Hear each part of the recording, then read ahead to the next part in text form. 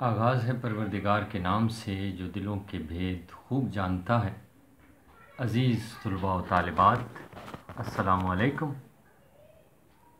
حسب معمول ممتاز گوندل آپ کی خدمت میں حاضر ہے اور آداب عرض کرتا ہے۔ جناب، جماعت نہم کے طلباء و طالبات سے آج مخاطب ہوں گے جی، اور ہمارا موضوع ہے نمونہ پرچہ جماعت نہم، یعنی بورڈ کے مطابق جو ہمارا پرچہ آتا ہے سالانہ امتحان کا، اس پر بات ہوگی۔ سب سے پہلے معروضی پرچہ ہوتا ہے جی ہمارا، اور معروضی پرچے میں ایک ہی سوال ہوتا ہے، 15 اجزاء پر مشتمل ہوتا ہے، اور کثیر الانتخابی سوالات ہوتے ہیں جنہیں آپ MCQs کہتے ہیں، اور حصہ نثر میں سے 7، حصہ غزل اور نظم میں سے 3۔ تو حصہ نثر کے اسباق کے آخر میں مشقی سوالات میں کثیر الانتخابی سوالات موجود ہوتے ہیں۔ ایک تو ان میں سے آتے ہیں، دوسرا سبق کا عنوان مصنف کے نام کے حوالے سے آ سکتا ہے، تیسرا مصنف کے سن پیدائش کے حوالے سے آ سکتا ہے، اور جائے پیدائش کے حوالے سے آ سکتا ہے، مصنف کی لکھی گئی کتابوں کے حوالے سے سوال آ سکتا ہے جی کثیر الانتخابی سوالات میں۔ اور اس کے بعد جناب حصہ نظم اور حصہ غزل میں سے 3 سوالات ہوتے ہیں، وہ بھی اسی طرح مشقی سوالات میں سے اور شعراء کے تعارف میں سے۔ تو یہ کل ہو گئے 10 سوالات۔ اس کے علاوہ واحد جمع مذکر مؤنث متضاد مترادف سابقے لاحقے، ان میں سے 5 سوالات پوچھے جاتے ہیں MCQs کی صورت میں، کثیر الانتخابی سوالات کی صورت میں، اور یہ آپ کی کتاب میں موجود ہیں، قواعد و انشاء کی کتاب میں، واحد جمع مذکر مؤنث متضاد مترادف اور سابقے لاحقے۔ جناب، سوال نمبر 2 میں اشعار کی تشریح ہوتی ہے، جن میں سے 4 میں سے 3 حصہ نظم اور 3 میں سے 2 حصہ غزل، یعنی کل 5 اشعار کی تشریح آپ کو لکھنی ہے۔ 2 نمبر ایک شعر کی تشریح کے ملتے ہیں، اور کل 10 نمبر ہوتے ہیں جی۔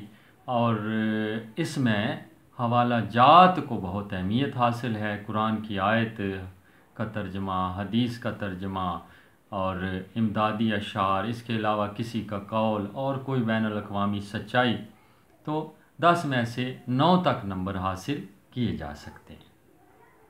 اس کے بعد جناب اقتباس کی تشریح ہے جی۔ 2 اقتباسات آپ کو دیے جاتے ہیں آپ کے حصہ نثر کے اسباق میں سے، اور دونوں کی تشریح لکھنی ہوتی ہے۔ بعض طلباء و طالبات غلطی کر کے آ جاتے ہیں اور ایک اقتباس کی تشریح لکھ دیتے ہیں جو کہ غلط ہے۔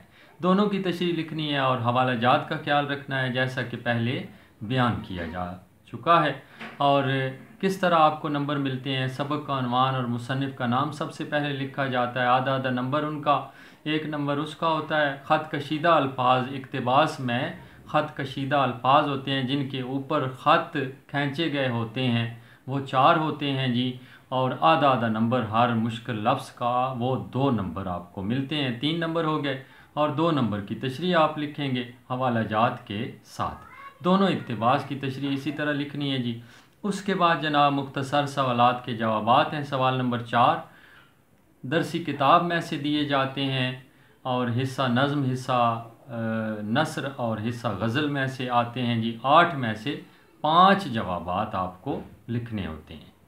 اس کے بعد ہے جناب سبق کا خلاصہ، 5 نمبر کا ہے جی، اور 2 میں سے 1 کا خلاصہ آپ نے لکھنا ہوتا ہے۔ سبق کا تیسرا حصہ ہونا چاہیے، یہ نہیں کہ پورا سبق اٹھا کر لکھ دیا جائے، یہ بھی غلط ہے۔ تیسرا حصہ 1/3۔